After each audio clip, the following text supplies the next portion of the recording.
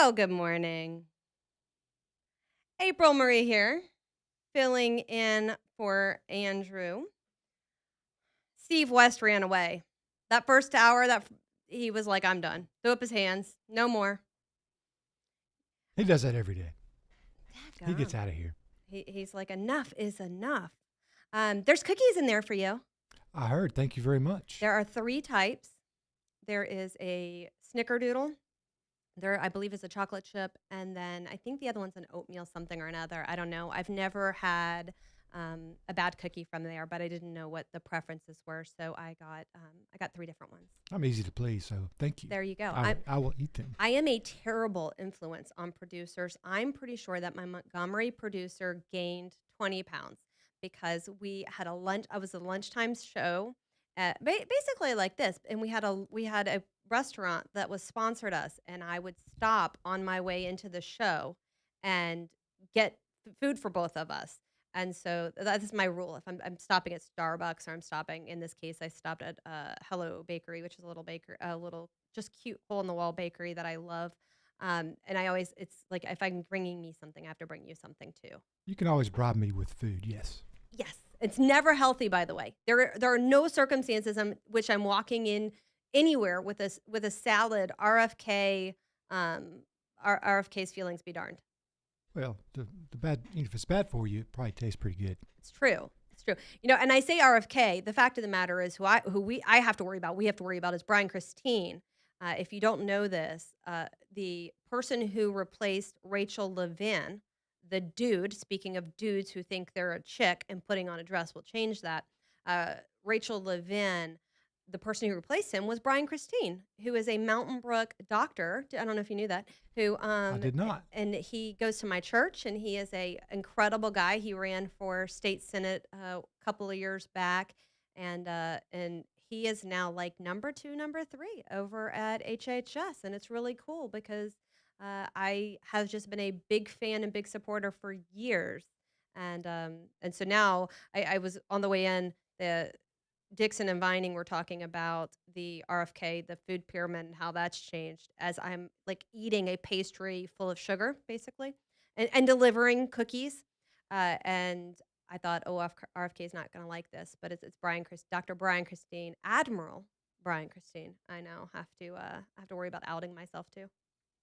Have to see if I can get him on. I'm going to have a number of guests. I don't have any guests planned for today because I literally might rant, the majority of these 4 hours on this U.S. Supreme Court case. I'm looking up right now Riley Gaines on Fox News. It really looks like the U.S. Supreme Court is leaning towards protecting women's sports and women in their sports. Which is duh. There's not often when I go duh, but this is one of those cases, and it's taken a long time to get here. As I said earlier, Alabama led the way. Alabama was one of, and Chris Pringle filed the original bill. He ended up, I think someone, I don't even remember who passed the bill that got made it all the way through. It might have even been Wes Allen, but Alabama led the way in protecting girls' sports and protecting girls' privacy, because that's another thing that this is about. This is about the locker room, the showers, the all of the things, and so I think that's incredibly important, and I think we're gonna see that Tuberville mentioning he did. No man. If you are a guy out there listening, and in your mind you can think your wife, your daughter, your granddaughter, that girl could one day be minding her own business in the locker room and have a dude come in and undress in front of her. That's a violation, and a very clear violation of what's appropriate. And yet we have it happening. There are no other circumstances, by the way, in which somebody else can consent to something like that for you. So it's not like because a wackadoodle liberal principal has decided that she supports these boys, that she can consent for me and my daughter to see a boy naked. Like that doesn't work. That is literally not the way that works. Same with the sports. Oh, well, we have very sympathetic parents on the team. Well, that doesn't go for, you don't give group consent for the rest of the teams who have to play this person, or the person who loses their record to that person, or the person who lost the scholarship opportunity. Like, you don't get to consent for the rest of us. This is the craziest thing in the world. There's no circumstances in which we're gonna majority vote. Okay, who's okay with this dude getting naked in front of other people's daughters? No, not a thing.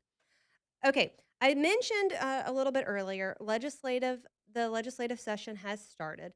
For those who have not been reading my stories on 1819, tisk tisk, I write for 1819 News.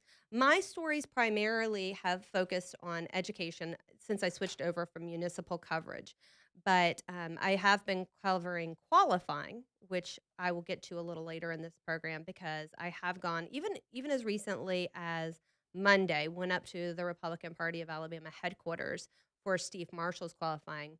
But I did a story on Monday. I did a story for yesterday on the University of Alabama. There is a lot of people don't realize this because why would this happen? This isn't a thing. But 60 years ago, there weren't enough social workers. Now, what social workers were 60 years ago, and you guys feel free to call in if you're a social worker or your grandmother was the kind who is looking out for kids and looking out for individuals, old school social workers, 545-9950.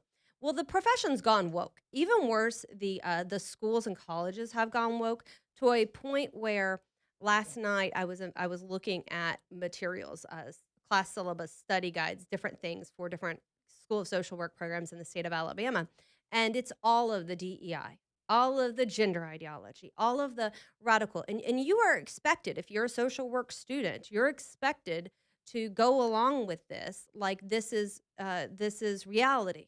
And you have to just go ahead and know that inherently all white people are racist and have these implicit biases and this, that, and the other.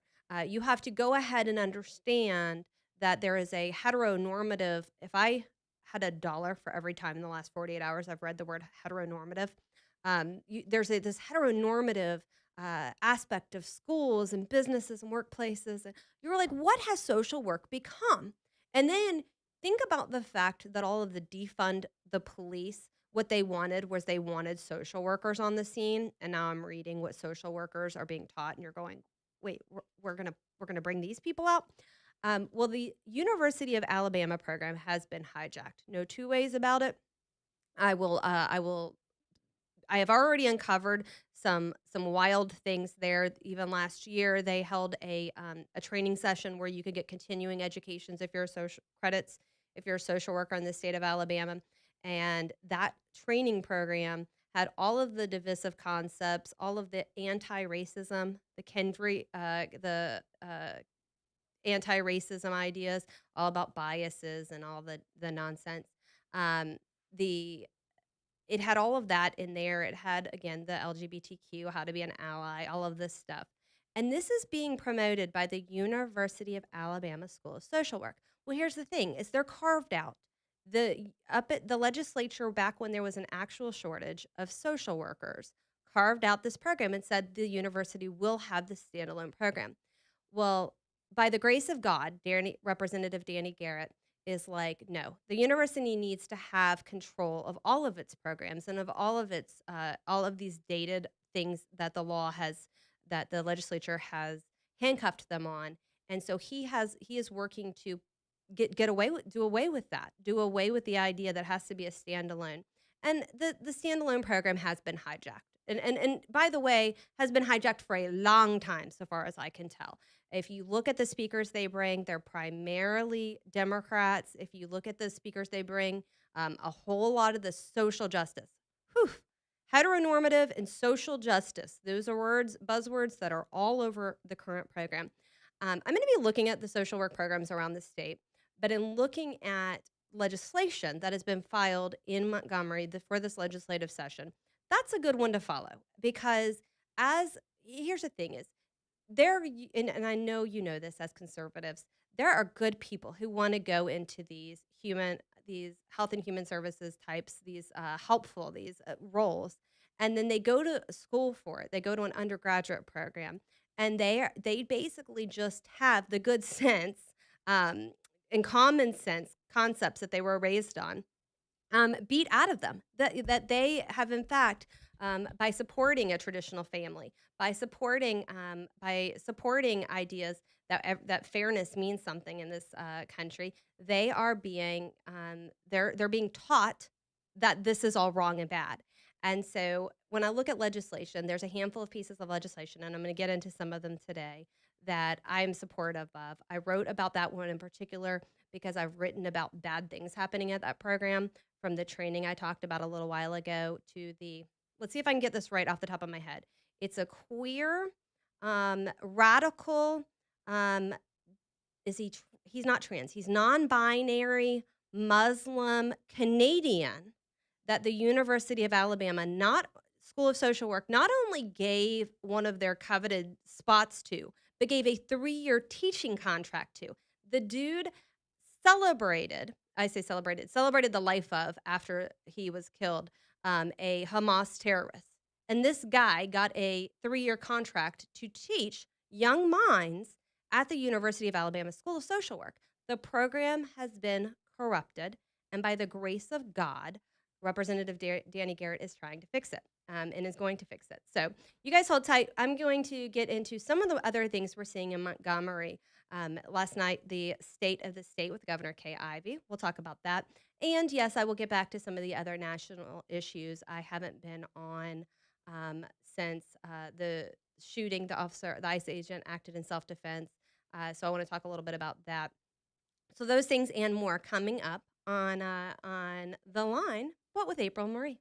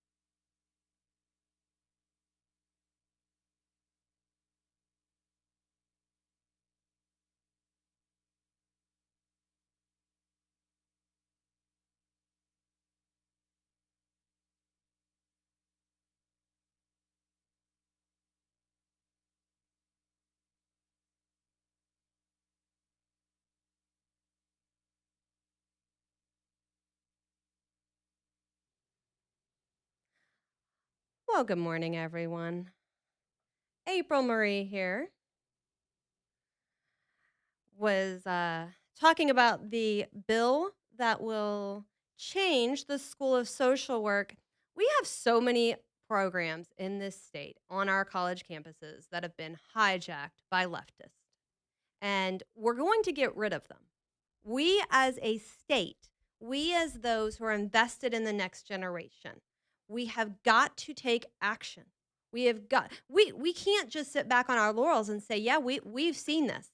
And by the way, a lot of media coverage about the when the Ivies went woke, and everybody was like, "Oh, what's happening on these campuses? These protests, these brainwashed kids."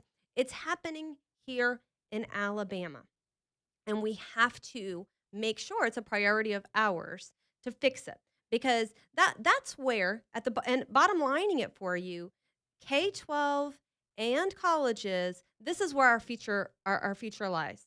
Our future depends on making sure that we are getting the brainwashing and the rot out of these colleges, out of these K-12 schools, and that these kids are getting the opportunity to learn, because that's how you're going to succeed. That's how you're going to succeed in any career. That's how you're going to succeed as a member of a community. That's how you're going to succeed in a relationship. It's not to be taught these leftist crazy ideas. I said it earlier because I really like the term toxic empathy, where we're suddenly ignoring the reality that's in front of us. I've talked before about my son had a air quotes transgender, because it's nonsense, child in his grade last year, and they were all taught to just go along with it. And I made it a point to say to my son, that child is still a boy. We won't be unkind to that boy because he wears dresses now. We won't be unkind to that boy because he wants to go by a different name or whatever. But God didn't make that mistake. We have got to make sure our schools are not brainwashing our kids. I mentioned earlier there's a bill. It was introduced last year. It really makes me scratch my head that it didn't pass, but that goes to show you what our supermajority in the state legislature gets us. That the bill would keep teachers from having LGBTQ flags and displays and all of these things in and around their classroom. Um, hey, this isn't a matter of, oh, we don't like gays. No, this is a matter of, we want our kids to read. We want our kids to know American history, the correct version of American history. We want our kids to learn the basics, and when they and they need to do that in an environment that's where the teacher is focusing on that. The wokeness on our campuses, even our K-12, our high school campuses, and we've seen it right here in this area. We've seen, I believe it was Hoover, I saw last year, teachers having this is a safe space. I'm pretty sure your entire school should be a safe space, and not just for LGBTQ, but for everyone. And if there's a bullying problem, that's a problem for the school administration. If you have a air quotes classroom that's a safe space, I want to know why the whole campus isn't a safe space. Why is the whole campus not somewhere where, and I this is a conversation I have with other parents frequently. Kids should learn to be nice, not to be kind and nice, but not to be forced to do something against reality or against their faith or against all of those things. My son knew that boy was still a boy. Hands down, unequivocally, not going to lie to him, not going to let school administrators lie to him, none of that nonsense. He knew the boy was a boy, but he wasn't going to be forced by anybody to give up his faith that said God and say God made a mistake. Like, not going to happen. Our school should be teaching our kids to read, to write, to be kind, which means not teasing or making fun of or bullying, but not to deny reality. I'm very frustrated at the fact that we have to tell kids this. One of the other bills that's being brought back up is if parents want to allow their kids, parents want to allow, and I see somebody on the phone line. Sorry, Lester, I'll get to you in just a second. If parents want to allow their kids to take a elective class off campus, a faith-based or Bible class, or Bible study, or go pray, they should be able to do that. This is a no-brainer, and it was fought by bureaucrats who lied to lawmakers and made a big to-do about it. This is stupid. We are in Alabama. We are in Alabama. We should be able to get gay flags out of our schools, and not because they're gay, but because they don't have a place in schools. We shouldn't have agenda pushing on our campuses. But we also need to be making sure kids have the opportunity to learn. All right, I've got Lester on the line. Hi, Lester. Let's see if I can push the right button. Did I push the right button? I did. You're on the air. Yeah. Good morning. Good morning. Let me explain to you what I feel like is the reason what started us to get to the point that our society is today. And it's going to sound crazy, but it's littering our streets and our parking lots. When you have a mindset that you don't care, that you don't have enough respect for, number one, what your parents taught you, number two, for the place that you live in, to just throw stuff out all over the place, that breeds the attitude that I'm not going to listen to or respect authority, both the authority of the parent and both authority of what society lays down as its rules and regulations. So we shouldn't be shocked that since we allowed that to be cultivated, when you get police officers who don't write those small infractions like parking in a handicapped parking place and they let it go by, pretty soon the people that really need them aren't going to be able to get to them. So to me, that's the start. When we lost our lack of respect for life, for our country, and for our parents, that's when we started down this terrible road. And I don't know if we can get people who are fixing to have kids back to the mindset that we've got to get back to those values that made our country the way that it is. And that's my opinion. I appreciate it, Lester. I think you make a good point. It's the simple things, right? It's the downward slippery slope. I am teaching my kids to say yes, ma'am, no, sir. I am teaching them to show respect for their elders. My young boys know to open the doors for others. I dropped the kids off at school yesterday, and there's a carpool line, and I am watching them go into the class. I'm waiting for my turn to leave, and I see my youngest, not by the way, not his older brother, but my youngest, waits a minute. Wait a minute, but waits a few seconds for the girl behind him, and he holds the door for her, and I felt a moment of pride because that's so common sense. That's so common courtesy. There was a period in time, so during carpool, a teacher or faculty opens the door for the kids, and they would say good morning, and they'd say, did you have a good night, or they'd say, are you excited about today? And I noticed whoever was first at the door would talk to that person, but then the second kid out the door wouldn't. And we had to talk about this, just general being a part of a community, showing good manners and respecting your elders. And they both know to behave now.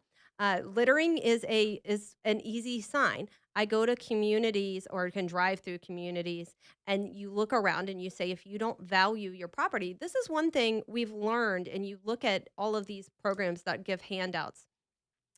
One of the things we've learned is that if you don't have skin in the game, you don't value the thing. Okay, so if you go to a public housing neighborhood and it's a disaster, or you have subsidized housing and it's a mess and people aren't taking care of it. California, there was a video special on this. People had been giving air quotes free housing, and they trashed it. They didn't care. We aren't teaching those simple manners, simple respects, and people aren't respecting those around them. And it is a society rot. All right, we're going to be back in just a minute. I'm going to continue talking about things going on in Montgomery, right here in the state of Alabama. You guys hold tight. April filling in.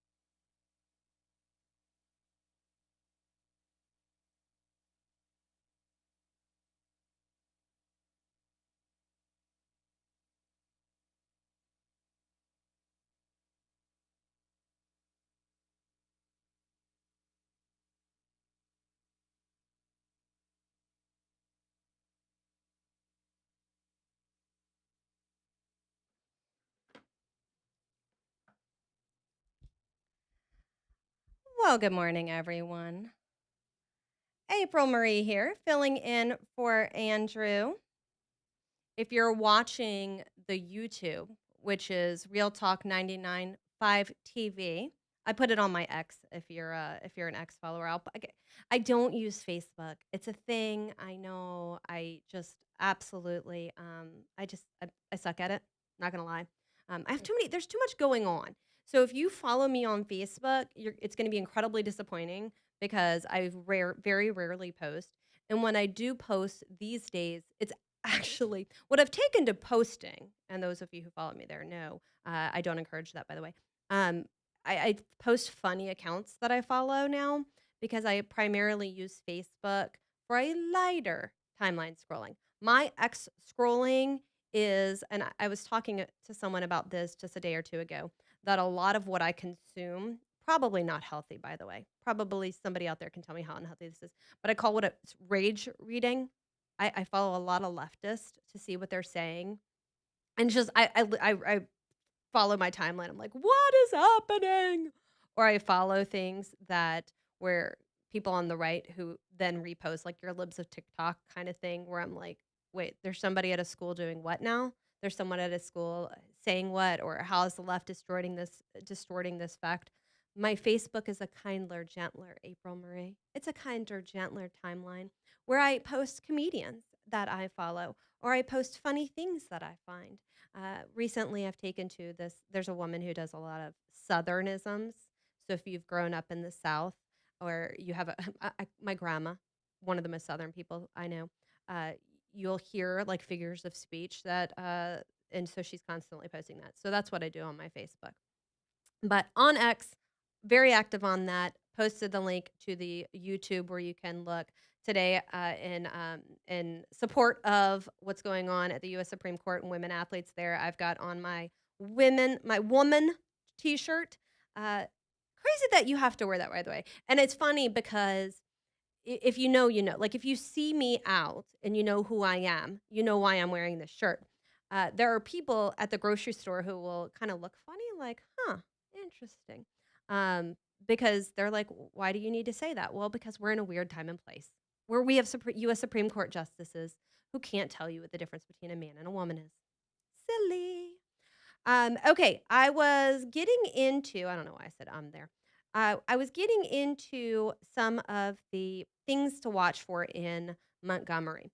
The governor, even while I've been on air, just put out a press release in support of this. There's a bill that has been filed for capital punishment for child rapists. Uh, State Representative Matt Simpson, who is a state representative from Daphne. The story's up on 1819 if you want to share it in any of your timelines, by the way, or if you want to read the whole story.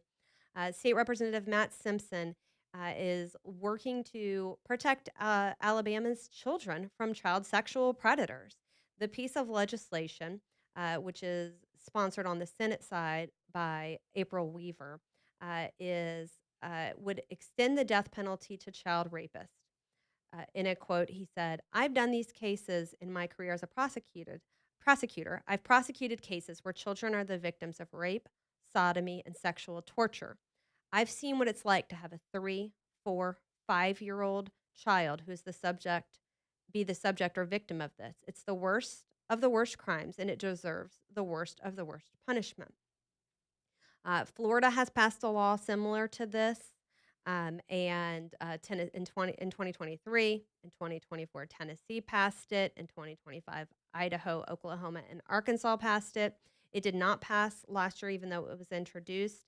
But today, like I said, the governor came out in support, not only in support of the bill, but she's asking for a speedy passage of the bill, which is always a good sign when they kick off legislative session, which started yesterday, when they kick off legislative session and just start tackling some of these. Who's going to be? I say who's going to be against this. There's going to be a lot of people against this, but it goes back to the really. Now, I'm a Catholic.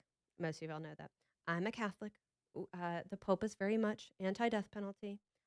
This is one of those where I'm pro-death penalty. I value life. I do. I value life. I value the life of the unborn. I value life of the innocent. You cannot convince me that people who sexually abuse, rape, sodomize, and a lot of times these days putting videos on the internet of these just unthinkable crimes, and then the child has that's out there, so it's a re-victimization over and over again. You can't convince me that these people deserve to live. You can't convince me that you can rehabilitate someone like this. You can't convince me that the sentence doesn't suit the crime because it's absolutely horrible. Uh, Simpson noted that we had the chance to go to Washington D.C. and meet with the Trump administration.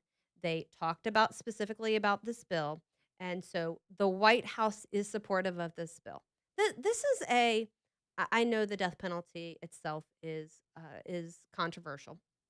And people send me as a reporter, people will send me stories of people on death penalty. Oh, look at this case, and I'm like, yeah, not getting a lot of sympathy out of me. This should be and like, nope, not going to happen.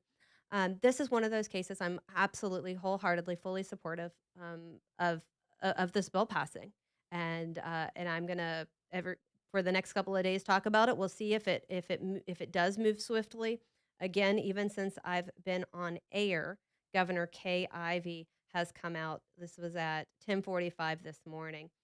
She came out with a statement that says the headline is Governor Ivey supports prompt passage of Child Predator Death Penalty Act. And here's her quote: "When it comes to safeguarding our state, there is no higher priority than protecting Alabama's children.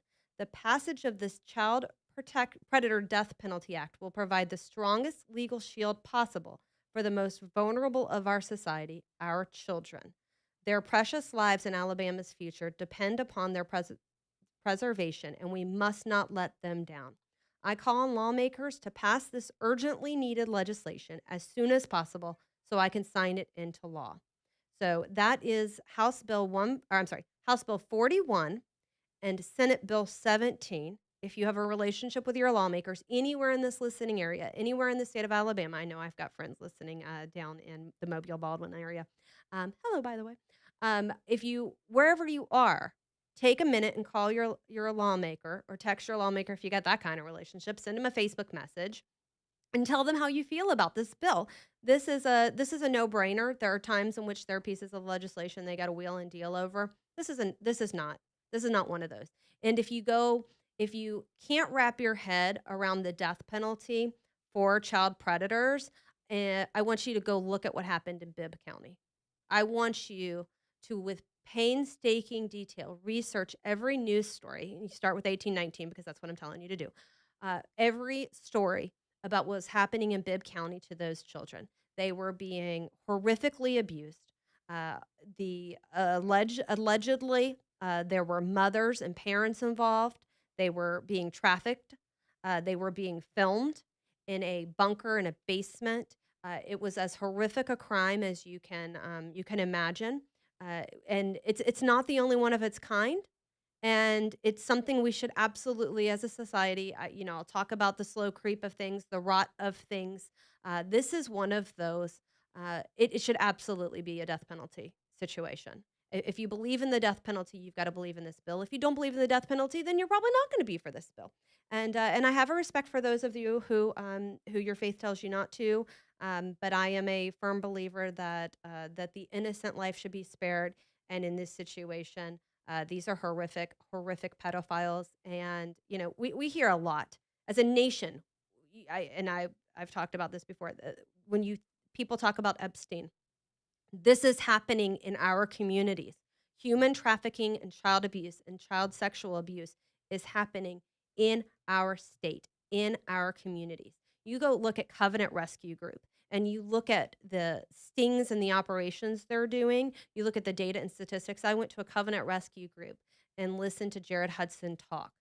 And it was one of the most disturbing dinners. Actually, I went with Leland. I went with Leland and his beautiful wife Jessica.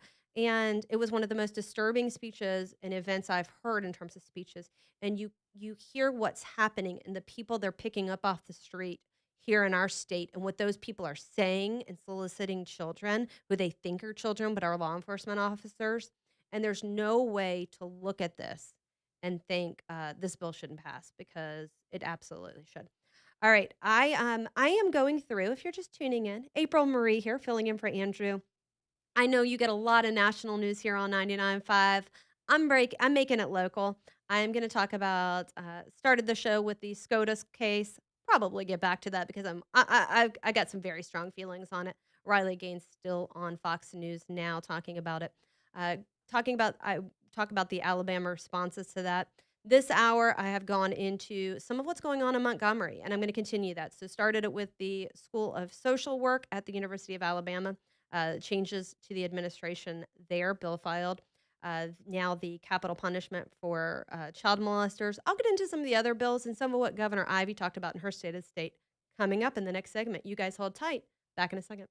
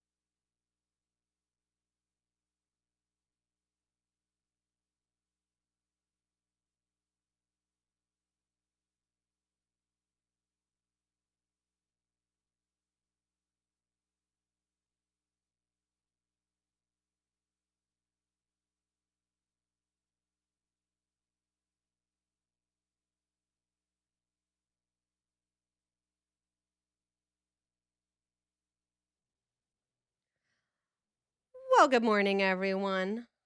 April Marie here, filling in for Andrew. Let's see. I was talking about the absolute common sense bill. We are going to add the death penalty to the death penalty cases. Horrific crimes against sexual crimes against children. Absolute no brainer. Absolute no brainer. So glad the governor came out in support of it this morning. Um, you can't unsee or unhear. And if you haven't checked out some of what Covenant Rescue Group has done and continues to do, by the way, um, and then you're missing out. You the what I have seen in just localities, and if you aren't familiar, you can get 1819. I think we Erica Thomas covers a lot of their raids, and they'll work with local law enforcement and set up these sting operations. And you look at these men, these who are just active and all over our communities, all over this listening area, all over the state. These are married men. These are men with in regular professions. There's the I would say the obvious ones where you're like, okay, why was that person out of jail for a previous crime? But too many times it's someone you wouldn't know. One thing, and there's a book, and before I change subjects, and I'm going to change subjects, but there's a book called Protecting the Gift, and it's written by a former FBI agent. He also, gosh, what was the other one he wrote? Also wrote one for women about basically situational awareness and trusting your gut. But protecting the gift talks about ch- crimes against children, how frequently it's someone within their immediate orbit. It's a family member, it's a trusted friend, it's a babysitter, it's a coach, it's somebody like that. Too frequently, these crimes are that. There are horrific situations where it's a stranger, but more often it's horrific situations that are somebody close to a family. I highly recommend that book. I read it years ago, and I still give copies, especially to my girl moms. Although at the Covenant Gut Rescue Group, I will say I learned about the victimization of boys and how there are so many girls that get victimized, but because there are fewer boys, boys tend to be victimized more often. There seems to be, and if they find a victim, they'll that child will be abused more. It's something absolutely stomach churning, and if you're like me and you get big feelings, which I have very big feelings. My daughter made me watch the movie. I said made me, like she forced me to or something, but she put on the movie My Girl. Do you guys remember that Macaulay Culkin movie? And I cried like a baby. I just have big feelings, and so when I see cases of children being hurt, I get very upset about it. Um, this is one of those. I have very, very big feelings about that. All right. Moving on. State Senator Orr has filed a bill that prohibits credit card campaign contributions with foreign addresses. How about a big duh here? We're going to go with this is a process bill. Huge switch over from the death penalty bill, but I'm going over stories that are recent, and I'm going to go over some of the pre-filed bills. I haven't actually, and this is my own fault. I haven't got dug too much into, and I will by the end of the show here. The Second Amendment bills that are filed.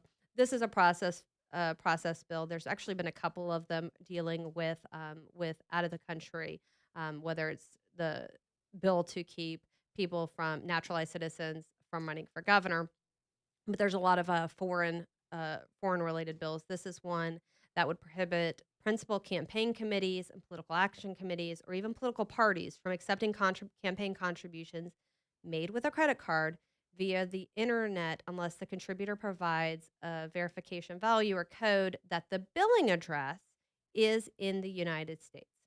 Easy peasy lemon squeezy. Hopefully, there's not too much heartburn about this. If there is, it'll tell you how often this is. Yesterday, there was a story, by the way, and I was looking at it on the illegal aliens who voted. Jefferson County had a higher number than some of the other districts. I may pull that story up before we're done with today's show. So much going on the state level, and I'm going to do this. That by the way, the next 3 days, there's so much happening in Montgomery. And one of the things that I feel very strongly about, you guys have heard me say this before, during municipal races, I don't think there's enough coverage for municipal races. I feel like our local media, even whatever your local media outlet is, there just isn't enough coverage of that. Same goes with legislative session. Too many bills. And especially if you're following, which why are you? That's a question for a different day, unless you're rage reading like I do. Unless AL.com, The Reflector, any of those establishment hack outlets, they're very rarely talking about legislation. And if they are, it's because, those conservative Republicans are doing something awful like getting boys out of girls' sports. Or those Republicans won't take up a bill to ban Second Amendment rights. That's pretty much what you get about what's going on in Montgomery from those liberal rags. I want to cover the good things that are happening, and more importantly, the good things that should be happening. Like, there are things the legislature very clearly should be doing and should be no-brainers. We have a super majority, and yet we have a hard time passing ultra conservative bills. It makes no sense. You look at school choice. How long did it take us to get education savings accounts in the state of Alabama, and why? Why? I'll tell you why, by the way, because I feel very strongly about this. Because the outsized influence that even here in Alabama, the teachers union has. Do you guys realize how much money Republicans in the legislature take from the teachers union, the AEA? If I need to write a new story about it, is what I need to do, especially as we have legislative and municipal elections on kind of on everybody's mind, or it should be on your mind. But the oversized influence that this group, which is very closely aligned to the NEA, which is just a hate-filled, liberal, woke, Marxist, crazy organization, that NEA is in right in line with the AEA, and the AEA is blocking good legislation. And they've said as much. This isn't like a secret or anything. They've come out and said, well, we let education savings accounts pass. You let it? Do we not have a supermajority in the state of Alabama? Do we not have Republicans in Montgomery with a backbone?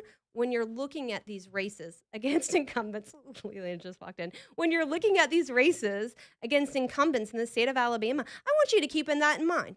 I want you to look at their voting record.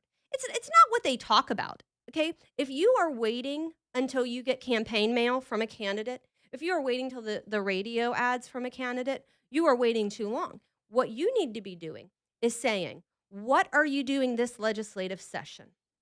And that's one of the things why I want to cover some of these bills this week, is because the question isn't what you're going to promise us. And the question can't be, what have you delivered? Because there's a caveat there, right? Yeah, they eventually passed school choice. Eventually, the AEA gave them permission. Oh, how grateful we should all be that the teachers' unions allowed our supermajority Republican legislature to put parents first. It's ridiculous. We have to pay attention to what's going on in Montgomery. And it's not just that they pass things. Yeah, they eventually passed the What is a Woman Act. They eventually passed the Girls Sports Act. They eventually gave us the legislation to allow education savings accounts. But what took so long? And which lawmakers signed on to these bills? And which lawmakers are in positions of power where they have an influence and they have a seat at the table on a committee, and a committee didn't take up a good bill, or a committee tabled a bill? What is your lawmaker doing in Montgomery for you right now? And why are they doing it? Are they suddenly this year, because they have a tough primary, are they going to get their act together? Because that's a little too late. That's how I feel about that. It's absolutely ridiculous in an election year that these lawmakers start getting their act together. I'm so excited. What are you doing here? It's ridiculous. It's ridiculous, I tell you. I'm going over state legislative bills. I know you handle a lot of federal stuff. Oh, did you know that there's the governor earlier today, put out a statement in support of the death penalty for child sexual abusers. She said legislature I did see that. I saw that while we were in our staff meeting. Not only pass this, but pass this now. And no brainer. Get it done. They're going to pass budgets and go home. That is election year. That's all they're going to do. Well, they're gonna do a couple of reverse. They're gonna do a couple other things, and we're gonna see that specifically because there's primary races in places where people weren't expecting primary races, and they don't want to be the guy who stood in front of these bills. So they're gonna pass a couple of red meat things. They'll pass just because. I support the ICE Patriotism Act. I know. All of America. The Anti-Murder Act. There's going to be a couple of things, but it will primarily be, and I did a story on that. They had all of the Jefferson County delegation up at an event, a MARC meeting I went to, and they were like, "Yeah, it's the 4th year in a quadrennium. We're all just gonna, it'll be a fast one. There'll be a couple things passed." Let's hope they don't raise our taxes or do anything else again, pass gambling or. Well, and that's a big one. Is there was a little bit more sympathy towards Leland on the camera now. I gotta comb my hair now. I was texting you about Fix this. my face. Yesterday that when I filled in for you last time, the play-in music was going, and I was putting on lip gloss, and AJ threw the camera on. Oh yeah, the camera's always on. And I was like, oh, that's great. For my whole life, 40 some odd years in this business, the old saying was every mic is a hot mic. In other words, don't say anything stupid around a live microphone and assume it's on. It's like assume every gun is loaded. Yep. And now you have to assume the camera is on. Every camera's a hot frightening. Camera. Well, it's good to see you. I just wanted to come say, hey, I'm going back home. I was just talking about Covenant Rescue and in terms of this legislation to put death penalty on these kids. And on these people, if you don't know why it's needed, go follow Covenant Rescue Group and you'll see some stomach churning stuff. I'll pull the switch on the chair, man. We should bring the chair back too. That was fun. Yeah, we should. Firing squad, chair, all the things. Spin a wheel. Boom, done. I like it. Sharks with lasers. I'm there. All right. Well, good to see you. Bye. You guys, we'll be back in just a minute. You've got April Murray filling in for Andrew.